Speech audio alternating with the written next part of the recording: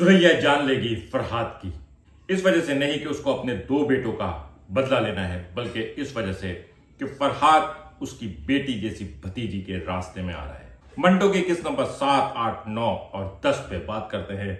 अगर आपने अब तक मेरा चैनल सब्सक्राइब नहीं किया है तो प्लीज मेरा चैनल सब्सक्राइब करें और बेल आइकन प्रेस करें। दोस्तों, इन 4 किस्तों में कहानी काफी हद तक डेवलप हो चुकी है और 8वीं किस्त के बाद मुझे लगा था कि अभी ड्रामा बहुत फास्ट ट्रैक पे चलेगा, लेकिन उसके बाद मंगनी खुश असलूबी से हो गई है और ड्रामा दोबारा धीमे धीमे हो गया है। इफ्रा की गुमशुदगी और इफ्रा के बाप की एंट्री और उसके साथ ही एसपी इजाज साहब। एसपी इजाज कुछ ना कुछ गुल खिलाएगा, क्योंकि उसकी आंखों में वो खौफ नहीं है जो अमृतसरी और बनियामिन समझते हैं कि हर पुलिस वाला उनसे डरता है।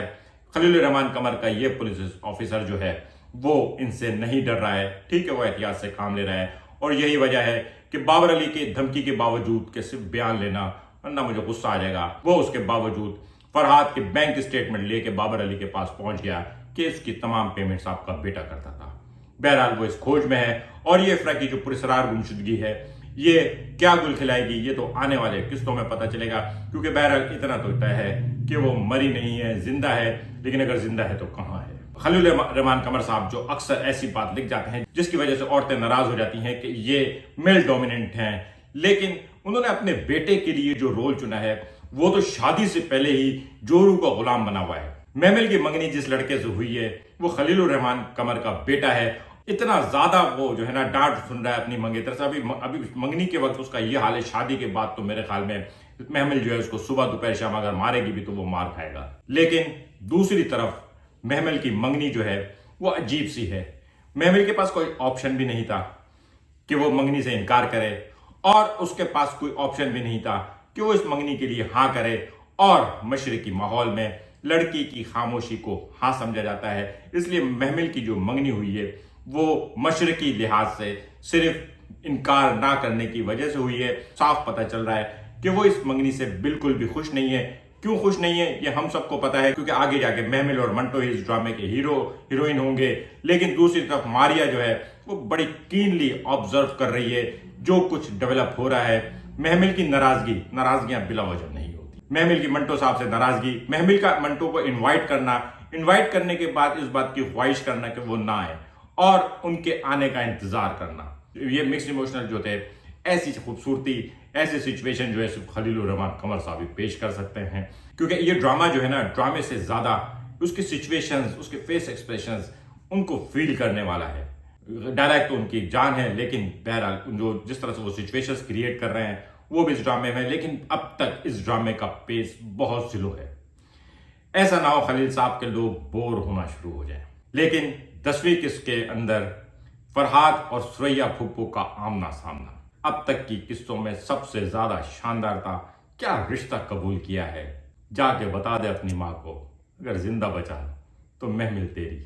ऐसे भी रिश्ते तय होते हैं। ये एक तरह का ऐलान है जंग है। अब ये दोनों राइवल्स जो हैं जो बैठ के पता नहीं रोजाना कैलकुलेट करते हैं, बहुत शरीफ लोग हैं। अभी सिराज साहब ने अपनी बीवी को डांट दिया नाश्ते की टेबल पे, उसके बाद वो कितने दुखी हुए, लेकिन वो बड़ा नेचुरल सा था। कभी कभी मर्द का गुस्सा जो होता है उसके गुस्से की वजह उसका गुस्सा नहीं होता बल्कि उसकी बेबसी होती है।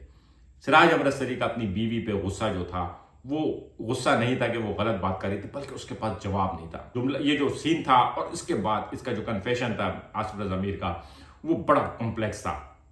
जब वो मियाँ साहब को बताता है कि मेरे पास उसके अलावा ऑप्शन भी क्या है, जब मेरी बहू देखती है, जब मेरी बीवी की आंखों में सवाल आता है तो मेरे पास कोई जवाब नहीं होता, और जाहिर है जवाब क्या होगा।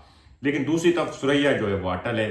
सुरैया ने अपने बेटों का बदला लेना है और अब सुरैया के पास बिनियामीन के बेटे से नफरत और बिनियामीन के बेटे को भड़काने के लिए एक और सॉलिड रीजन आ गया है, क्योंकि महमिल जिसको वो अपनी बेटी से ज्यादा चाहती है, महमिल की माँ कहती है कि ये मीर से ज्यादा अपनी फुप्पी से मोहब्बत करती है, और फरहाद उस रास्ते में आ रहा है जो मेरे ख्याल में इस ड्रामे का सबसे खतरनाक ट्रैक होगा।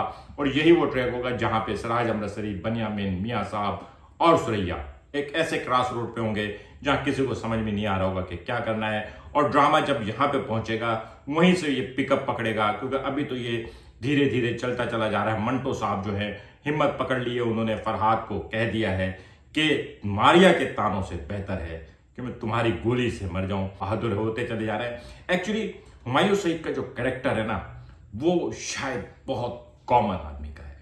एक कॉमन आदमी, एक शरीफ आदमी जो बुज़दिल भी होता है, जो एहतियात पसंद होता है, जो डरता है किसी भी चीज से, लेकिन बहरहाल वो इतना डरता भी नहीं है। जब उसके सर पे पड़ती है तो कहीं ना कहीं फिर उसके अंदर वो गट्स आ जाते हैं और वो खड़ा हो जाता है। गुंडे की कामयाबी है शरीफ आदमी की शराफत या उसकी बुज़दिली, और जब वो शरीफ आदमी अपनी बुज़दिली छोड़ के डट के खड़ा होता है तो फिर हम सबको पता है कि उसके बाद फिर गुंडा जो है ना, उसके आगे ठहर नहीं पाता।